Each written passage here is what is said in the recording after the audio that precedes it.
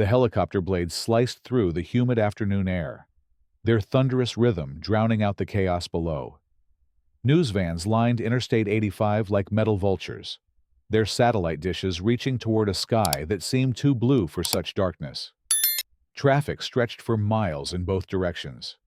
Thousands of cars trapped in a web of flashing police lights and emergency vehicles. Somewhere in that maze of concrete and steel, a father was running for his life, his children's innocent faces broadcast across every screen in America. Marcus Thompson had woken up that morning with nothing more complicated on his mind than weekend pancakes and his daughter's soccer practice. The custody arrangement was clear, documented, legally binding. Every other weekend, he would pick up 7-year-old Zoe and 9-year-old Marcus Jr. from their mother's house in Decatur, spend precious hours reminding them they were loved, then return them Sunday evening with hearts full and arms empty until the next court-mandated reunion. He had been doing this dance for 2 years now, ever since the divorce papers made their love official casualty of irreconcilable differences and legal proceedings. The kids had adapted better than expected, their resilience a testament to childhood's remarkable capacity for normalizing the abnormal. Zoe still made him friendship bracelets during their visits, and Marcus Jr. had started calling their weekend adventures dad missions, as if they were secret agents operating under deep cover in the world of split households. The morning had started perfectly. Marcus arrived at his ex-wife Denise's suburban neighborhood precisely at 10 o'clock, as stipulated in the custody agreement. The house looked different each time he visited. Small changes that reminded him this was no longer his home. New flowers in the garden, a different welcome mat, subtle erasures of a life they had once shared. The children tumbled out of the front door like puppies, all energy and excitement. Zoe's backpack was decorated with new stickers, and Marcus Jr. carried a science project about volcanoes that he was eager to demonstrate. These moments of pure joy always caught Marcus off guard, reminding him why every legal battle, every mediation session, every swallowed piece of pride was worth it. Dad, look what I made. Zoe thrust a construction paper card toward him, her 7-year-old handwriting spelling out, "Best Daddy Ever," in purple crayon. Mrs. Peterson said we could make cards for anyone we wanted, and I made one for you. It's beautiful, Princess. Marcus knelt down to her level, accepting the card with the reverence it deserved. This is going right on my refrigerator. Marcus Jr. was already climbing into the back seat, chattering about his weekend plans. Can we go to the Science Museum? They have a new exhibit about black holes, and Tommy said his dad took him, and it was awesome. We'll see what we can do, buddy. Marcus helped Zoe with her seatbelt, double-checking the straps the way he always did. Safety first. Always safety first. Maybe we can make some black holes of our own with that volcano project. He was pulling out of the driveway when he noticed Karen Brennan standing in her front yard, arms crossed, watching them with the intensity of a security camera. Karen lived 3 houses down and had appointed herself the neighborhood's unofficial watchdog since moving in 6 months ago. She was the type of woman who memorized HOA regulations for fun and considered unsolicited advice a civic duty. Marcus waved politely, the way he always did. Karen did not wave back. 10 minutes later, as they merged onto the interstate toward downtown Atlanta, Marcus's phone buzzed with a call from Denise. He almost ignored it, knowing she tended to worry about every detail of their exchanges, but something in his gut told him to answer. Marcus, where are you? Her voice carried an edge he hadn't heard in months. On 285, heading to the aquarium like we discussed. Why? Karen called me. She said she was worried about the kids. She thought something looked wrong when you picked them up. Marcus felt the first flutter of unease in his chest. Wrong how the kids are fine. Denise? They're right here, excited about their weekend. What's Karen's problem? I don't know, but she was really insistent. She said you seemed agitated, that the children looked scared. Scared. Marcus glanced in the rearview mirror, where Zoe was showing her brother photos on her tablet, and Marcus Jr. was explaining the finer points of volcanic eruptions. They're laughing. Denise. They're happy. Karen needs to mind her own business. There was a pause on the other end of the line. She said she already called someone about it. Called who? Before Denise could answer, Marcus heard the sirens. At first, they seemed distant, part of the city's constant soundtrack of emergency and urgency. But they grew louder, closer, multiplying until the sound surrounded his sedan like a pack of electronic wolves. In his mirrors, Marcus could see the first police cruiser approaching fast, lights flashing in broad daylight. Daddy, why are there so many police cars? Zoe's voice carried the first note of concern. I don't know, sweetheart. Probably heading to help someone. But Marcus's heart was beginning to race. The cruiser wasn't passing them. It was following them.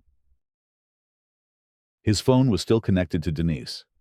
Marcus, what's happening? I can hear sirens. I think they're following me. He checked his speedometer, confirmed he was going exactly the speed limit. Denise, what exactly did Karen tell you? She said you looked angry when you took the kids. She said they seemed reluctant to go with you, and she was worried you might hurt them. The words hit Marcus like a physical blow. She said what?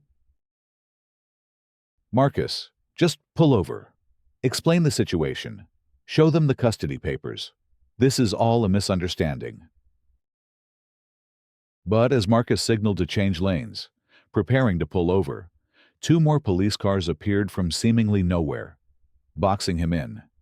His sedan was suddenly the center of a moving convoy of law enforcement, and he could see officers in the passenger seats speaking urgently into radios. Dad, I'm scared. Marcus Jr.'s voice was small, younger than his 9 years. It's okay, buddy. Everything's going to be okay. But Marcus's hands were shaking on the steering wheel. Through his Bluetooth, he could hear Denise crying. The police weren't just following him anymore. They were herding him, directing him with their positioning toward an exit ramp he hadn't planned to take. Marcus realized with growing horror that they weren't interested in a routine traffic stop.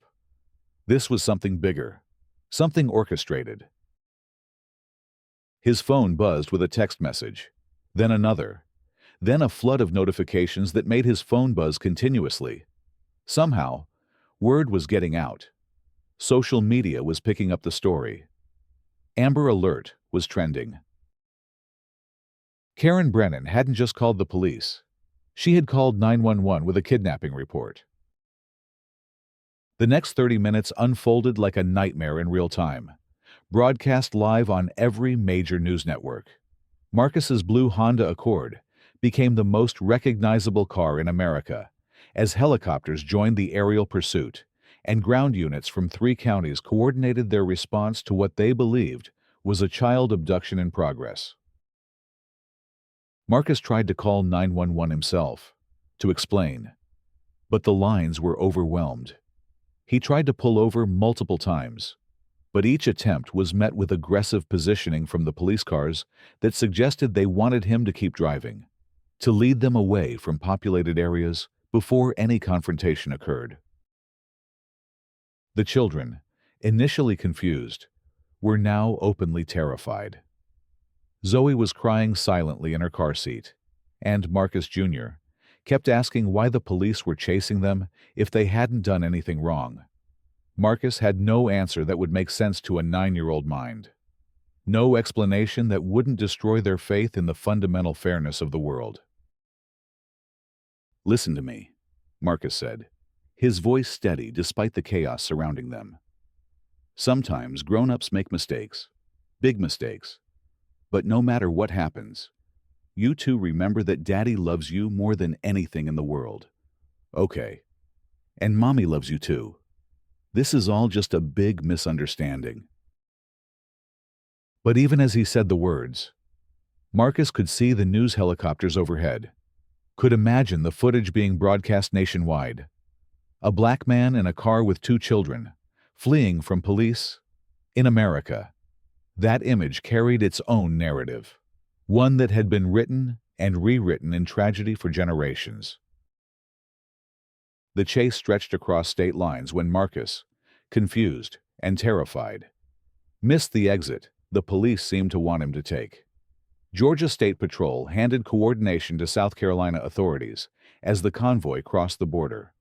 And suddenly, what had started as a local misunderstanding became a federal matter. Social media exploded with real-time updates, amateur video footage, and speculation that ranged from sympathetic to vicious. Justice for Marcus began trending alongside the Amber Alert as more details emerged. The fact that this was a custody situation, that the children were with their legal father during his designated weekend, began to penetrate the initial narrative. But slowly, too slowly. Meanwhile, in newsrooms across the country, producers faced an ethical dilemma that would define coverage for hours to come. The story had all the elements of compelling television high-speed chase, endangered children, helicopters, and interstate drama. But as more information emerged about Marcus Thompson's clean record, his stable job as an engineer, and his legal right to have his children, questions began to emerge about the initial 911 call. Karen Brennan had told dispatchers that she witnessed a man forcing 2 reluctant children into a vehicle, that the children appeared distressed, and that she was concerned for their safety. She provided Marcus's license plate number, a detailed description of his car, and insisted she was calling as a concerned neighbor who feared for the children's lives. What she didn't mention was that she had argued with Denise Thompson the previous week about the children playing too loudly in the backyard during Marcus's last visit. She didn't mention that she had complained to the HOA about disruptive weekend activities at the Thompson house.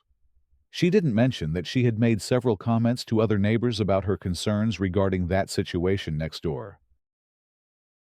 But body camera footage from the initial police response to Denise's house, triggered by Karen's call, would later reveal the truth.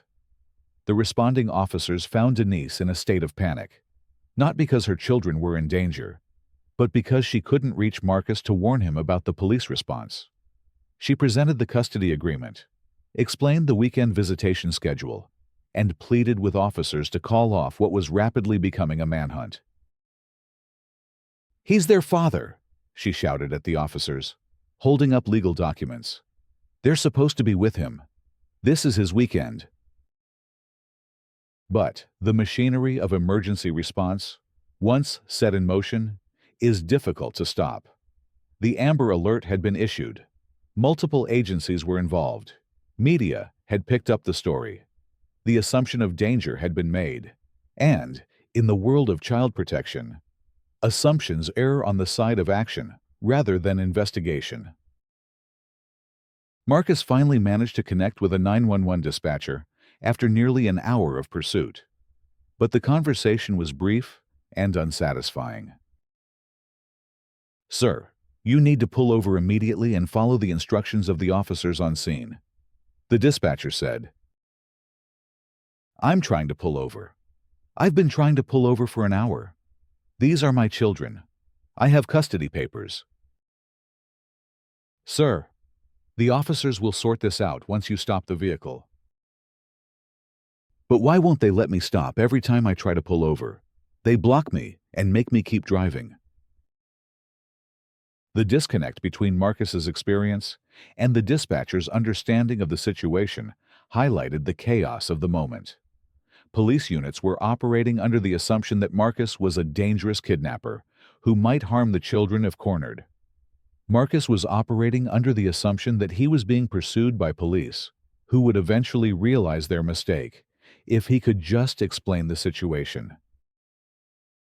Neither assumption was entirely wrong, but neither was entirely right either. The turning point came when Marcus's ex-wife, Denise, managed to get through to a local news station. Her tearful interview, conducted live by phone while police were still pursuing her ex-husband, provided the first real challenge to the developing narrative. "Those are his children," she said, her voice breaking. "He picks them up every other weekend. He's a good father. He would never hurt them. Someone made a terrible mistake. And now my babies are terrified in the back of that car, watching their daddy be chased like a criminal for following a court order." The interview was broadcast live, and within minutes, it was being shared across social media platforms. Marcus Thompson began trending alongside Justice for Marcus as public opinion started to shift. But Marcus, still trapped in his car with police units surrounding him at 70 miles per hour, had no way of knowing that the tide was beginning to turn. The pursuit finally ended at a rest stop just outside Columbia, South Carolina, when Marcus's car ran low on fuel and he was forced to pull over. The confrontation that followed was captured by news helicopters and dozens of cell phone cameras, creating a record of what would become one of the most analyzed police encounters of the year. Marcus emerged from his car with his hands raised, following shouted commands from officers who had their weapons drawn but pointed at the ground. The children remained in the car, as instructed, their faces visible through the windows to anyone watching the live television coverage. "These are my children," Marcus shouted as officers approached. "I have custody papers in my wallet. This is my weekend with them." The senior officer on scene, Sergeant Rodriguez, had received updated information during the final minutes of the pursuit, including confirmation from the DeKalb County Courthouse that Marcus Thompson did indeed have legal custody rights. But protocol demanded that the children's safety be confirmed before any explanations could be considered. "Sir, we're going to sort this out. But first, we need to make sure the children are okay," Rodriguez said, approaching the car with his weapon holstered. "Kids, are you hurt? Are you okay?" Zoe, still crying, nodded through the window. Marcus Jr., trying to be brave for his little sister, spoke up clearly. "We're okay. This is our dad. We're supposed to be with him this weekend. Why are there so many police cars?"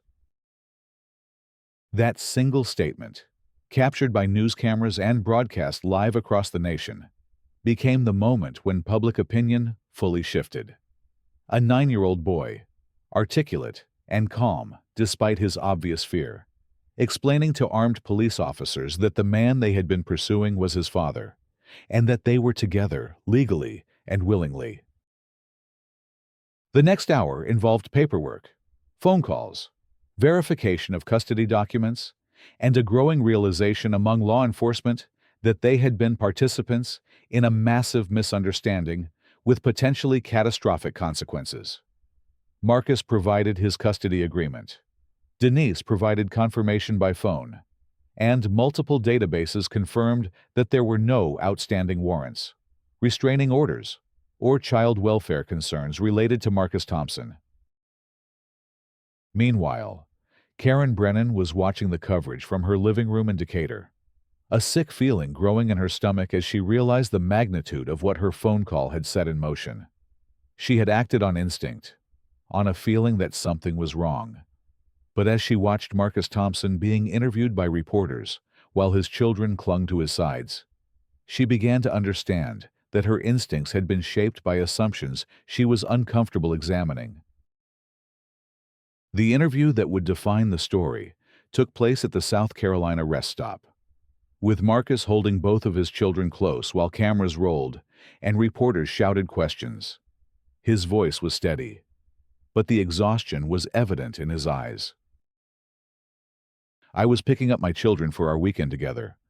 The same thing I've been doing for 2 years, following a court order and a custody agreement that's been reviewed by judges and lawyers and social workers. He said, "My daughter made me a card this morning that said, 'Best Daddy Ever,' and my son wanted to show me his science project. We were going to the aquarium. We were going to be a family for 2 days, the way the court said we could." A reporter asked about the 911 call that had triggered the response. "I don't know why someone would call 911 on a father picking up his children. I don't know what they thought they saw, or what they thought they were protecting my kids from. But I know what my children went through today.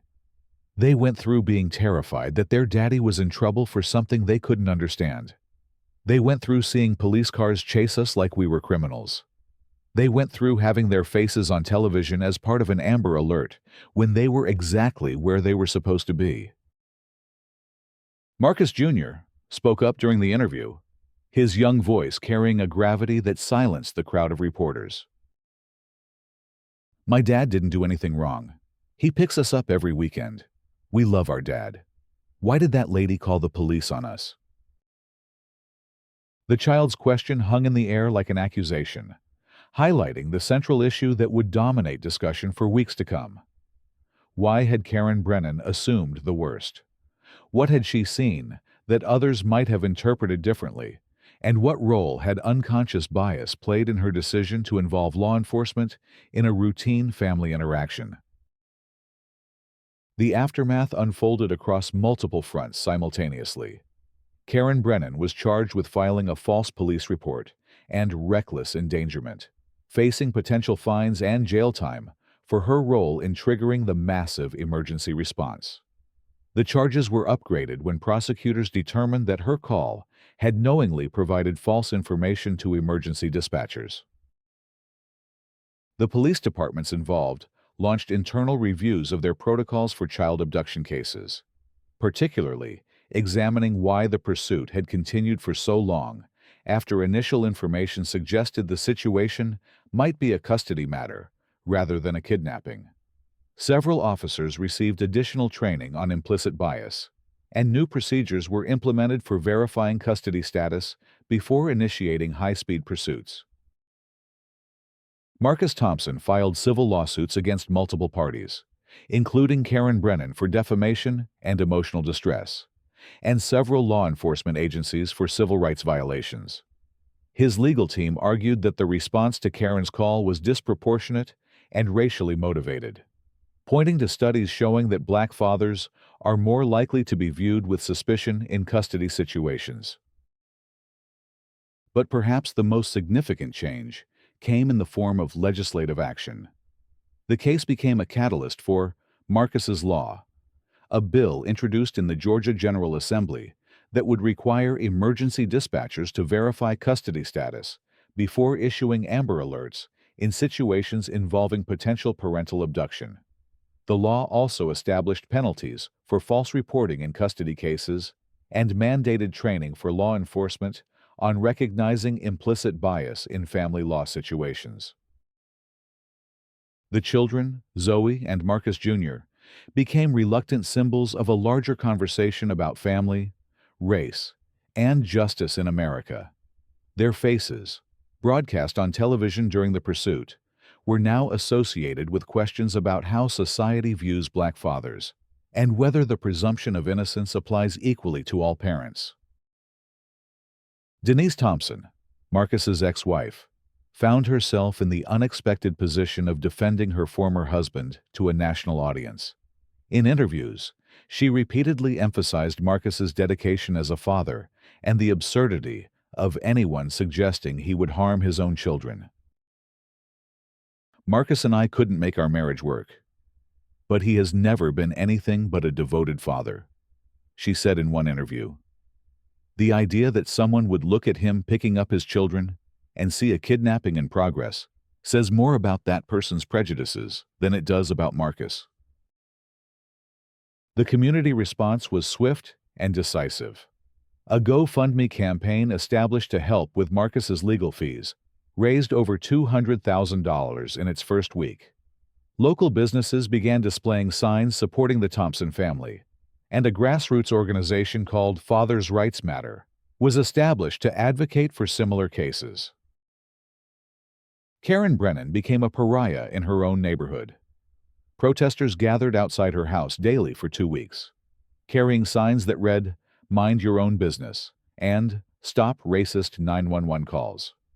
She received death threats, lost her job at a local marketing firm, and eventually moved out of the neighborhood entirely. In a statement released through her attorney before her court appearance, Karen attempted to explain her actions. "I sincerely believed I was protecting 2 children who appeared to be in distress. I acted on what I thought I observed, and I deeply regret that my call led to such a traumatic experience for the Thompson family. It was never my intention to cause harm, and I take full responsibility for the consequences of my actions." But legal experts and community leaders argued that intention was less important than impact, and that Karen's observations had been filtered through racial stereotypes that had nearly destroyed a family. 6 months after the incident, Marcus Thompson stood before a packed courtroom in Atlanta for Karen Brennan's sentencing hearing.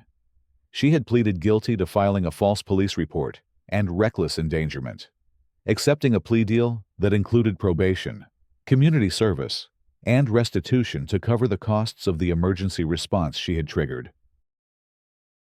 Marcus chose to speak at the sentencing hearing, addressing both the court and Karen directly. "Your Honor, what happened that day changed my children's lives forever. They went from trusting the world to be a safe place to understanding that sometimes people will see danger in their daddy's love for them. They went from believing that police officers are there to help to wondering why those same officers chased us like criminals." He turned to face Karen, who was sitting at the defendant's table with her head down. "Ms. Brennan, I don't know what you saw when you looked at me that day, but I know what I was: a father excited to spend time with his children. I was someone who had fought through divorce courts and custody battles to preserve my right to love my kids 2 weekends a month. I was someone whose biggest worry was whether we'd have time for both the aquarium and the science museum." Karen looked up, tears streaming down her face. "But because of your phone call, my children had to learn about racial profiling before they learned about multiplication tables. They had to understand why someone would assume their father was dangerous before they understood why adults sometimes make mistakes. They had to see their faces on television associated with kidnapping and danger and fear." The courtroom was silent except for the sound of Karen's quiet sobbing. "I forgive you, Ms. Brennan, because that's what I need to do for my own peace. But forgiveness doesn't mean forgetting, and it doesn't mean that what you did was acceptable. It means that I refuse to let your prejudice poison my children's hearts the way it poisoned their weekend." The judge sentenced Karen to 2 years probation, 500 hours of community service focused on racial justice education, and ordered her to pay $75,000 in restitution to cover the costs of the emergency response.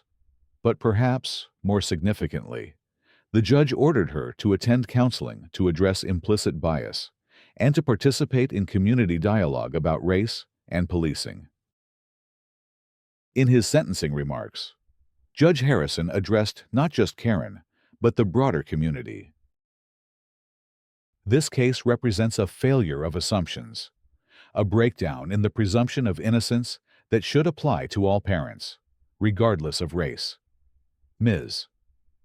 Brennan's call to 911 was based on observations filtered through unconscious bias, and the result was a traumatic experience for an entire family and a waste of public resources on a massive scale." The judge continued, "But this case also represents an opportunity for our community to examine how we see each other, how we interpret each other's actions, and how we can do better. The Thompson family has shown remarkable grace in the face of injustice, and we owe it to them and to all families to learn from this experience. A year later, Marcus Thompson was invited to speak at a conference on racial justice and family law. His children, now 8 and 10, sat in the front row as he addressed an audience of judges, lawyers, social workers, and community advocates. "People ask me if I'm angry," Marcus said from the podium. "They ask if I hate Karen Brennan, if I want revenge, if I think the system is broken beyond repair. And the truth is, I've felt all of those things at different times. But what I feel most is determined." He looked at his children, who smiled back at him with the resilience that had carried them through the darkest day of their young lives. "I'm determined that my children will grow up in a world where a black father picking up his kids doesn't trigger a manhunt. I'm determined that other families won't have to go through what we went through. I'm determined that when people see love, they'll recognize it as love, regardless of the color of the person doing the loving."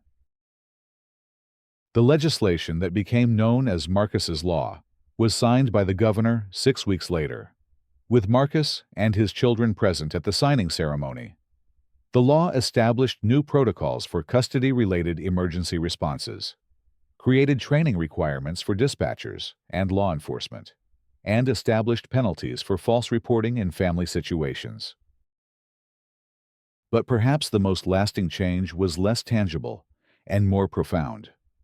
The case had sparked a national conversation about unconscious bias, the presumption of innocence, and the ways that systemic racism infiltrates even the most routine interactions between families and communities. Schools began incorporating discussions about implicit bias into their curricula. Police departments nationwide reviewed their protocols for family-related calls. Social media platforms developed new policies for handling false emergency reports. And communities across the country began having difficult but necessary conversations about how assumptions based on race can destroy lives in a matter of minutes. The Thompson family eventually moved to a new neighborhood, not to escape their experience, but to start fresh in a community that had learned from their story. Their new neighbors organized a block party to welcome them, and local children played together in yards without adults calling 911 to report suspicious activity. Marcus Jr., now in 6th grade, joined his school's debate team and won a regional competition with a speech about the importance of questioning assumptions.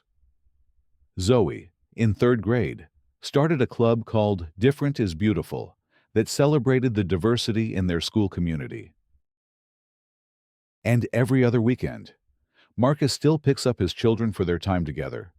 But now, when neighbors see him loading suitcases and science projects into his car, when they hear children's laughter and see small hands waving goodbye, they see what they should have seen all along: a father's love in action.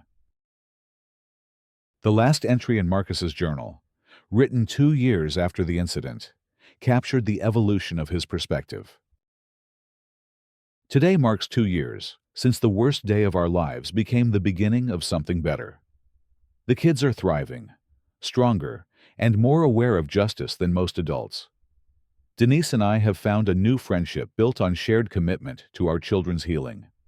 And somehow, incredibly, we've helped change laws and hearts and minds across the country. Karen Brennan completed her community service last month, working with organizations that fight racial injustice. She sent a letter through her attorney, not asking for forgiveness, but expressing gratitude for the education her actions forced her to receive. "I hope she's genuinely changed. I hope she sees fathers like me differently now. But mostly, I hope that someday, no father will have to wonder if picking up his children will trigger a manhunt. I hope that love will be recognized as love, family will be recognized as family, and justice will truly be blind to everything except the truth." The children are calling me for dinner now. Zoe made placemats with photos from our weekends together. And Marcus Jr. wants to show me his latest science project about renewable energy. These are the moments that matter, the ones that no false accusation can steal, the ones that remind me why we fought so hard to protect them. Tomorrow is another weekend. Tomorrow, I'll pick up my children, and we'll be a family for 2 precious days. And maybe, just maybe, no one will call 911 to report a father loving his kids. The story of Marcus Thompson and his children became more than a cautionary tale about racial profiling or a legal precedent for custody rights. It became a testament to the power of truth, the resilience of love, and the possibility of change in a world that too often assumes the worst instead of hoping for the best. In the end, justice prevailed not just in courtrooms and legislatures, but in the simple, revolutionary act of a community learning to see clearly, to question assumptions, and to protect all families with equal fervor. The price of that education was nearly unbearable for one family, but the benefits will echo through generations of children who will grow up in a world slightly more just, slightly more aware, and infinitely more careful about the difference between protecting children and destroying families. And somewhere in Atlanta, every other weekend, a father picks up his children, and neighbors smile and wave instead of reaching for their phones. It's a small victory, a quiet revolution, a reminder that love, when protected and nurtured and defended, always finds a way to triumph over fear.